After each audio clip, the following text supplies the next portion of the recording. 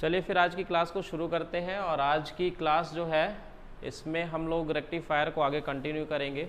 जो पिछली क्लास थी हमारी, उस क्लास में हमने रेक्टिफायर के दो टाइप्स को देख लिया था, है ना। थोड़ा सा मैं ब्रीफ कर रहा हूँ। जो रेक्टिफायर था, रेक्टिफायर के हमने तीन टाइप देखे थे। एक हाफ वेव, एक हमने देखा था सेंटर टैप, फुल वेव, और थर्ड जो हमें पढ़ना है आज वो है ब्रिज रेक्टिफायर। तो हाफ वेव और सेंटर टैप के बारे में हम लोगों ने पिछली क्लास में सारी चीज़ें देख ली थी, है ना। ये दोनों ही जो टाइप होते हैं, सेंटर टैप और ब्रिज रेक्टिफायर, ये दोनों ही क्या है, फुल वेव टाइप के रेक्टिफायर हैं, ठीक है। तो आज जो हम पढ़ेंगे वो पढ़ेंगे ब्रिज रेक्टिफायर। चलिए फिर इसको शुरू करते हैं।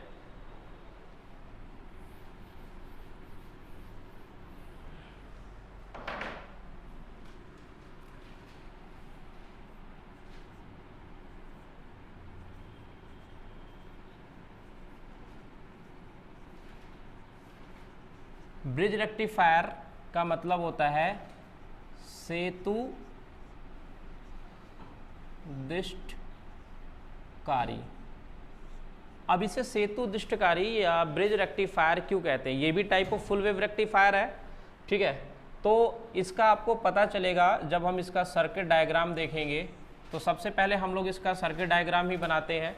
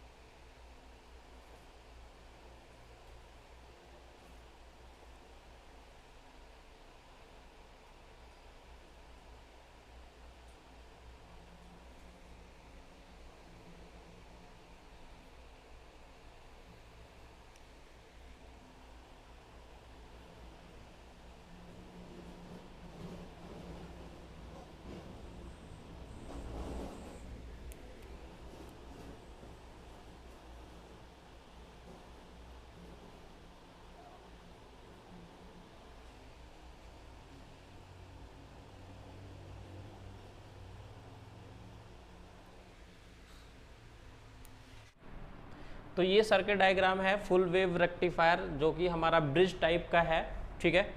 इसमें ध्यान से देखिए, यहाँ पर हमने एक स्टेप डाउन ट्रांसफार्मर का प्रयोग किया है।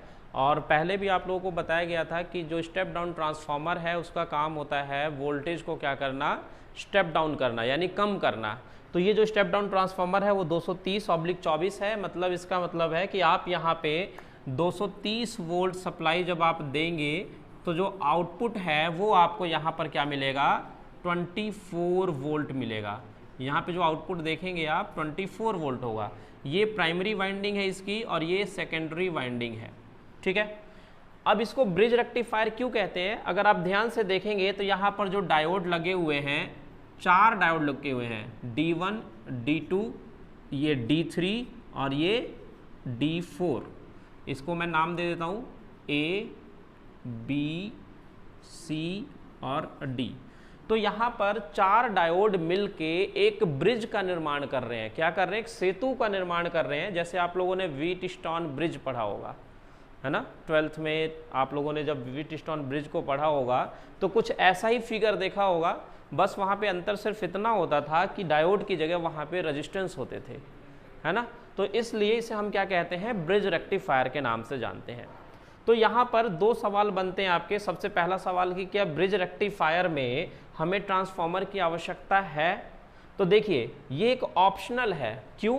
क्योंकि ट्रांसफार्मर हमने केवल और केवल स्टेप डाउन करने के लिए लगाया है। यहाँ पे कोई भी हमें ट्रांसफार्मर की ऐसी कोई आवश्यकता नहीं है अगर हमें वोल्टेज को स्टेप डाउन ना करना हो। दूसरा सवाल ये है कि एक ब्रिज रेक्टिफायर में नंबर ऑफ डायोड्स कितने होते हैं, तो नंबर ऑफ डायोड्स कितने होंगे, 4 डायोड होंगे यहाँ पे, ठीक है।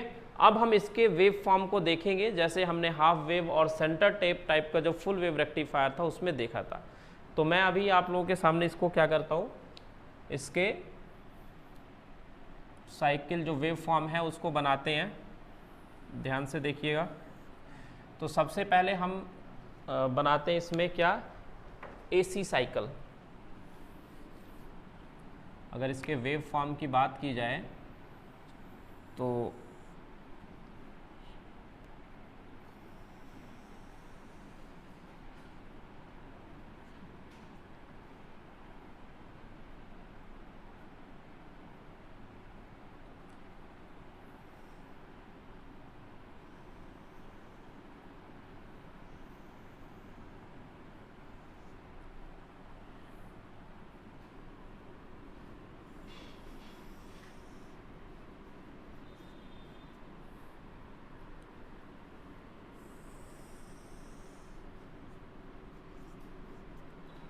ये हमारा Vs है, सोर्स वोल्टेज है या सप्लाई वोल्टेज है।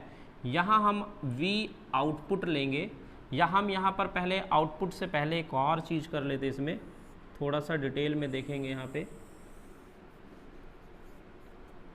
ये हम ले लेते हैं अभी किसका, पहले एक बार ये देखिए। अब ये जो है, आप अगर यहाँ पे ध्यान से देखेंगे तो क्या ये चारों डायोड एक साथ काम करेंगे, या 2 डायोड काम करेंगे एक साथ, या 1 डायोड काम करेगा, वो अभी इस फर्स्ट हाफ साइकिल को जब चेक करेंगे तो हमें पता चल जाएगा। इसमें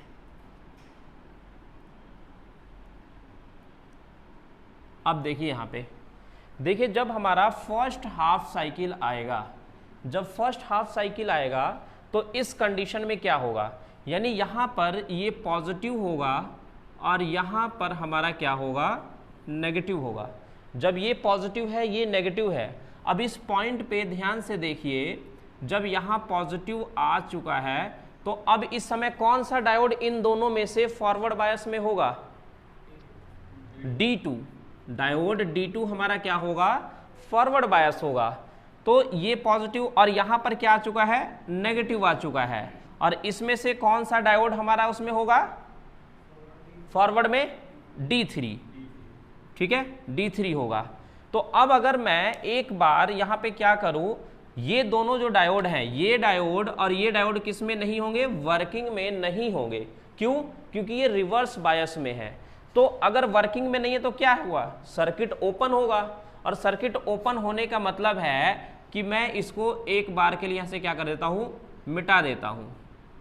थोड़ी देर के लिए हम ये मान के चलते हैं कि ये डायोड हमारे जब काम नहीं कर रहे हैं तो ये अपने अंदर से धारा का प्रवाह नहीं कराएंगे, और जब धारा का प्रवाह नहीं कराएंगे तो इनका लगना और ना लगना बराबर है इस फर्स्ट हाफ साइकिल के लिए। तो अब अगर आप ध्यान से देखेंगे तो धारा का प्रवाह किधर से किधर की तरफ हो रहा है, तो मैं यहाँ पे एक लिख रहा हूँ, फर्स्ट पॉजिटिव हाफ साइकिल में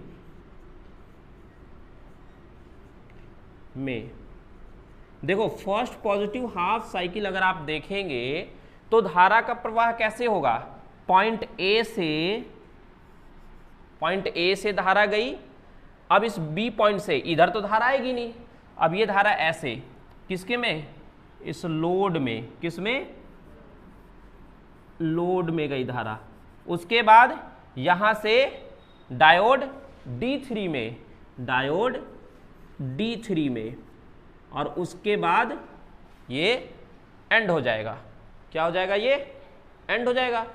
थोड़ी देर के लिए आप ये भी मिटाई दीजिए पूरा यहाँ पे, ताकि आपको कोई कंफ्यूजन ना हो। अब देखिए ध्यान से, अब ये धारा कैसे जा रही है, ये पॉइंट इधर से होते हुए इस तरीके से ऐसे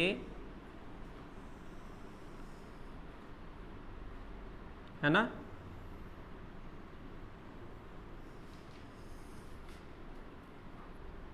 ऐसे चली जाएगी, है ना, ये समझ में आ रहा है। इसको या तो हम थोड़ा सा शॉर्ट अगर करना चाहें तो हम इसको शॉर्ट कुछ इस तरीके से कर सकते हैं। अगर ये चीज़ समझ में नहीं आ रही है तो उससे थोड़ा सा शॉर्ट हो जाएगा इस सर्किट में। हालांकि कोई ऐसे दिक्कत नहीं है इसमें।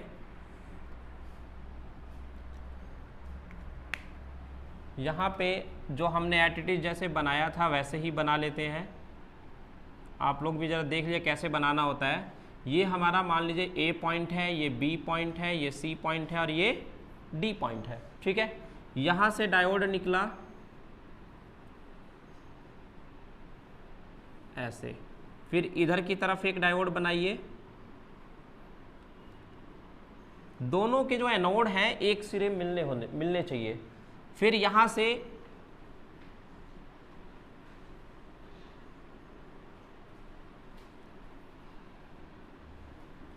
और यहाँ से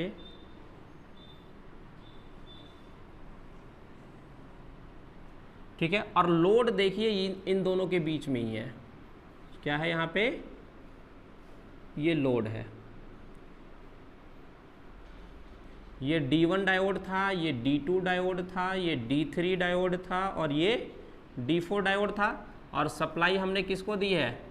A पॉइंट पे और C पॉइंट पे, C पॉइंट पे। अब देखिए जब फर्स्ट हाफ की जब हम बात कर रहे थे तो फर्स्ट हाफ में क्या हुआ? यहाँ पॉजिटिव आया था और यहाँ नेगेटिव आया था, है ना। अब इस पॉजिटिव होने की वजह से ये एनोड है तो इसमें धारा प्रवाह होगी और किस में होगी? इस D3 में धारा प्रवाह होगी।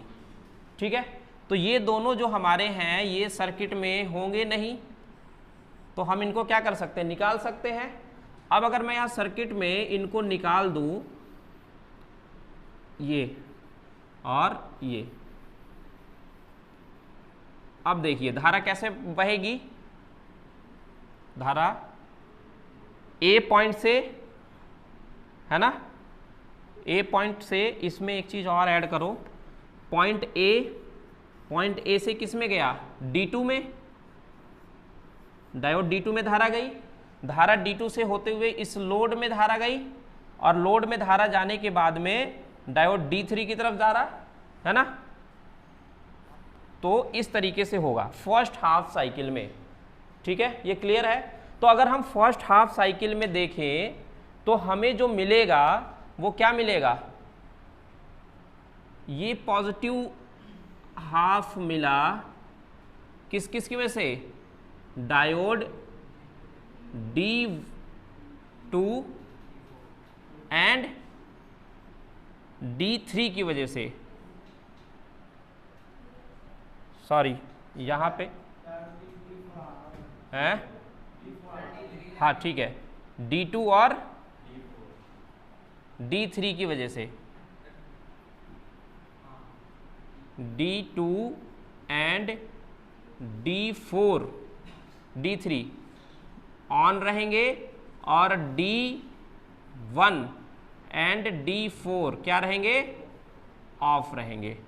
ठीक है, तो यहां लिख सकते हैं कि फर्स्ट हाफ साइकिल में D2 एंड D3 क्या रहेंगे? फॉरवर्ड बायस रहेंगे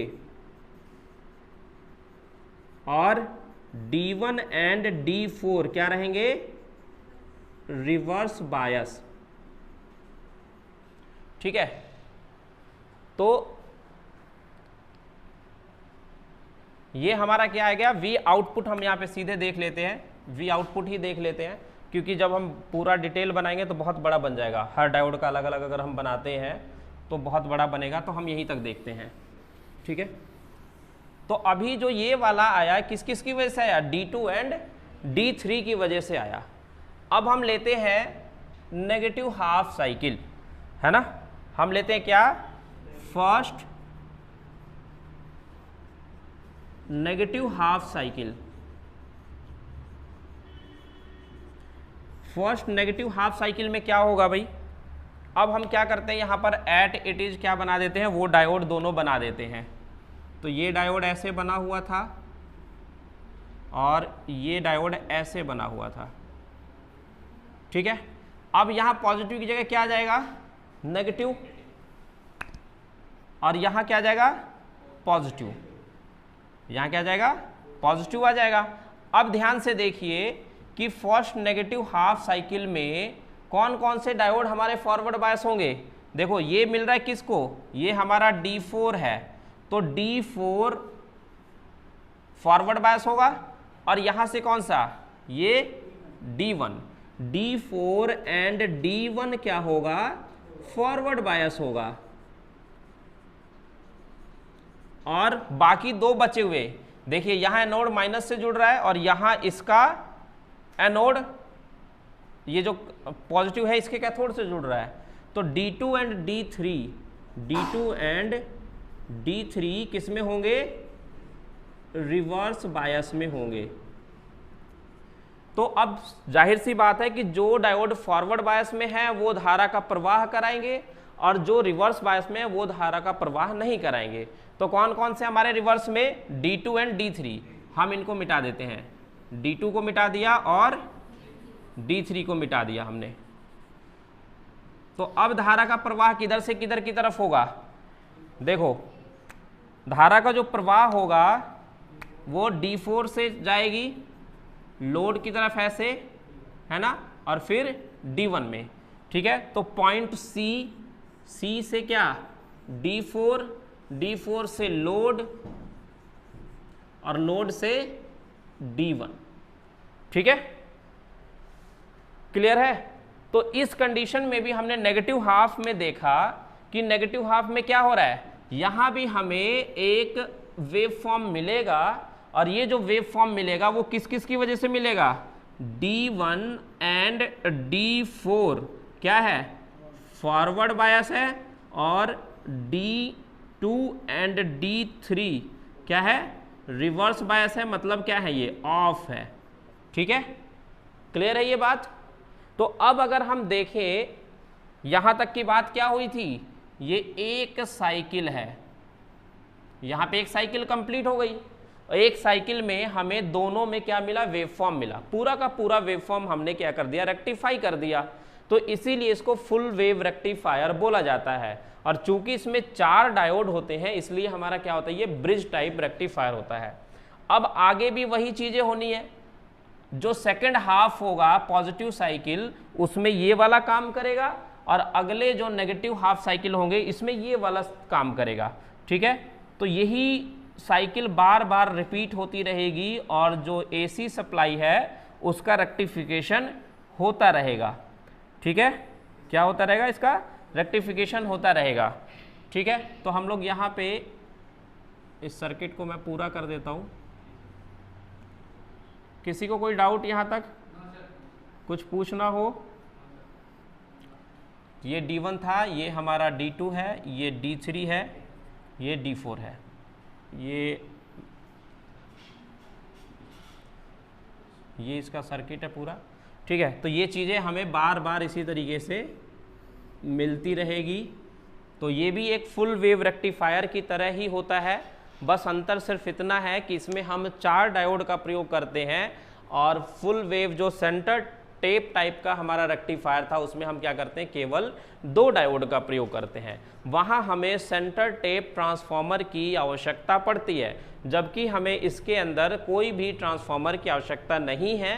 ट्रांसफॉर्मर हम सिर्फ इसलिए लगाते हैं ताकि हम क्या कर सके, वोल्टेज को कम या ज़्यादा कर सके। अगर हम स्टेप डाउन ट्रांसफॉर्मर यूज करेंगे तो वहाँ वोल्टेज कम हो जाएगी, और अगर हम स्टेप अप ट्रांसफॉर्मर का प्रयोग करेंगे तो वहाँ वोल्टेज क्या हो जाएगी, अप हो जाएगी, ठीक है। तो ये होता है ब्रिज रेक्टिफायर। और इस ब्रिज रेक्टिफायर में हर साइकिल में, हर पॉजिटिव में, हर नेगेटिव में कोई भी 2 डायोड उसमें काम करते हैं, और 2 डायोड बंद रहते हैं। यानी 2 डायोड फॉरवर्ड बायस होंगे, 2 रिवर्स होंगे, 2 फॉरवर्ड होंगे, 2 रिवर्स होंगे, ठीक है, क्लियर है। तो अब हम इन तीनों का, हाफ वेव, फुल वेव और ब्रिज रेक्टिफायर का क्या करेंगे, हम लोग एक कंपेयर देखेंगे। इसको नोट कीजिए जल्दी से। चलिए, तो ये तीनों ही रेक्टिफायर हमारे कंप्लीट हो गए, है ना। अब हम लोगों को एक कंपेयर शीट देखनी है तीनों के बीच में, हाफ वेव, सेंटर टेप और ब्रिज, है ना। तो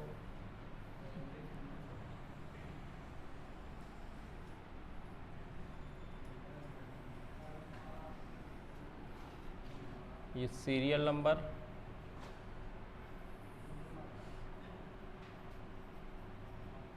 यहाँ लिखते हैं हम लोग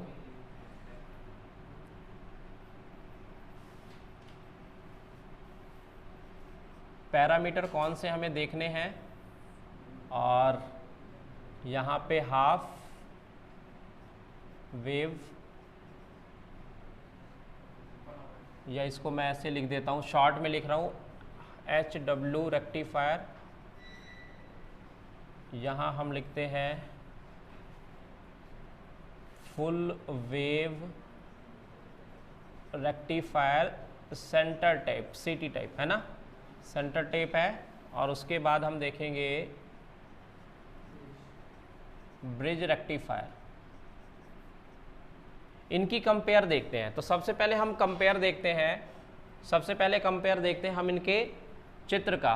तो सर्किट की बात करें हम,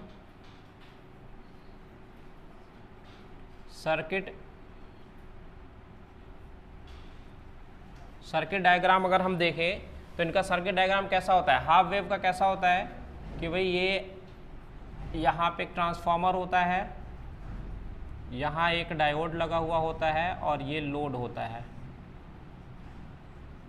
और ये डायोड D1 है। ठीक है, बाकी चीज़ें मैं नहीं लिख रहा हूँ, वो ऑलरेडी आप लोगों ने देख लिया है। फुल वेव में क्या होता है कि यहाँ पर एक सेंटर टेप टाइप का ट्रांसफार्मर होता है, और इसमें 2 डायोड का हम प्रयोग करते हैं, और ये टेपिंग यहाँ से निकलती है, ये दोनों आपस में शॉर्ट होते हैं, और यहाँ पे लोड होता है।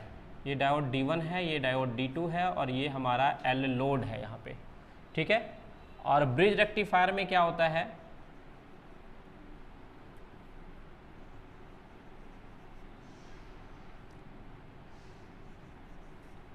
ब्रिज रेक्टिफायर में एक ब्रिज का निर्माण होता है,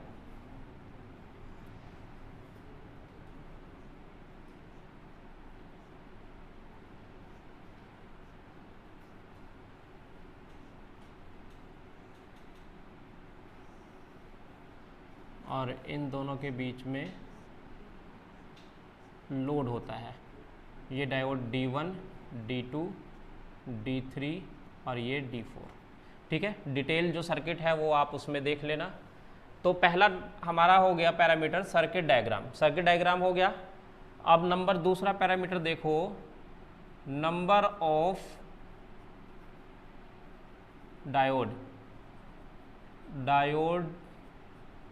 डायोडों की संख्या। तो नंबर ऑफ डायोड्स की बात करें तो हाफ वेव रेक्टिफायर में कितने डायोड होते हैं, केवल एक होता है। फुल वेव में 2 डायोड होते हैं, और ब्रिज में होते हैं 4। ठीक है, तीसरी बात करते हैं हम लोग PIV, peak inverse voltage. PIV peak inverse voltage का मान पूछा जाता है। ठीक है, तो क्या होता है, देखो ये होगा Vm/पाई, Vm/पाई। अब यहाँ देखो, यहाँ पर हमारा क्या होता है 2Vm/पाई, क्या होता है 2Vm/पाई, और यहाँ पे क्या होगा Vm/पाई। ठीक है, ये भी 2Vm ही रहेगा, 2Vm/पाई। Vm जो है मैक्सिमम वोल्टेज का मान है, Vm मतलब मैक्सिमम वोल्टेज। ठीक है, थर्ड फोर्थ देखते हैं रिपल फैक्टर। रिपल फैक्टर मतलब ऊर्मिका घटक। ऊर्मिका घटक क्या होती है, इसका होता है 1.21, 0.486 और इसका भी होता है 0.486। रिपल फैक्टर का मतलब क्या होता है, अभी आप आगे जब फिल्टर पढ़ेंगे तब आपको पता चलेगा कि जैसे हम लोग वेव फॉर्म देखते हैं इनका, है ना, वेव फॉर्म अगर हम यहाँ पे देखते हैं तो इसका वेव फॉर्म ऐसा फिर ऐसा फिर ऐसा आता है। इनका क्या आता है, फुल वेव इस तरीके से आता है।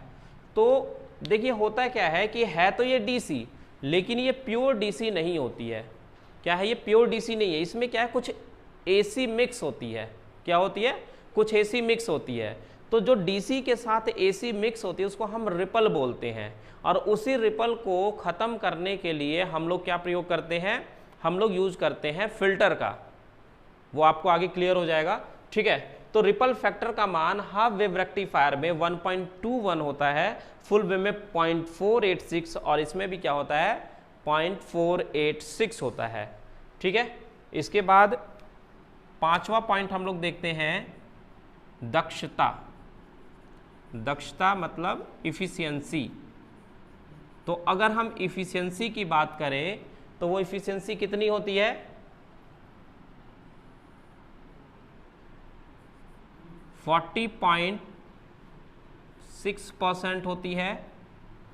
फुल वेव रेक्टिफायर की 81.20% या 0 मत लगाओ, 81.2%, और इसकी 81.2% होती है, ठीक है। तो ये एक कंपेयर शीट है जो आपको एक आधी चीज़ वैसे अगर और ठीक है, इतना बहुत है आपके लिए, है ना। तो ये कंपेयर शीट आपको हमेशा याद रहनी चाहिए कि किसका कितना होता है। मेन ये 2 पॉइंट बहुत ज़्यादा इंपॉर्टेंट है, चौथा और पांचवा, और ये तीसरा। ये तो सिंपल है, इंपॉर्टेंट ये चारों ही पॉइंट हैं, क्योंकि चारों ही पॉइंट से आते हैं सवाल। लेकिन जो दूसरा पॉइंट है ये आपको पता रहेगा, बहुत सिंपल है कि नंबर ऑफ डायोड्स कितने होंगे, पीक इनवर्स वोल्टेज आपको पता होना चाहिए, इसका रिपल फैक्टर किसका कितना होता है वो आपको पता होना चाहिए, और इफिशियंसी यानी दक्षता किस टाइप के रेक्टिफायर की कितनी होती है वो आपको पता होनी चाहिए, ठीक है। ये चारों ही पांचों पॉइंट क्या हैं, हमारे बहुत इंपॉर्टेंट पॉइंट है एग्जाम के पॉइंट ऑफ व्यू से, ठीक है। तो यहाँ तक की बात क्लियर है सभी को। तो चलिए फिर आज की क्लास में इतना ही रखते हैं, अगली क्लास में आगे के टॉपिक को देखेंगे, ठीक है।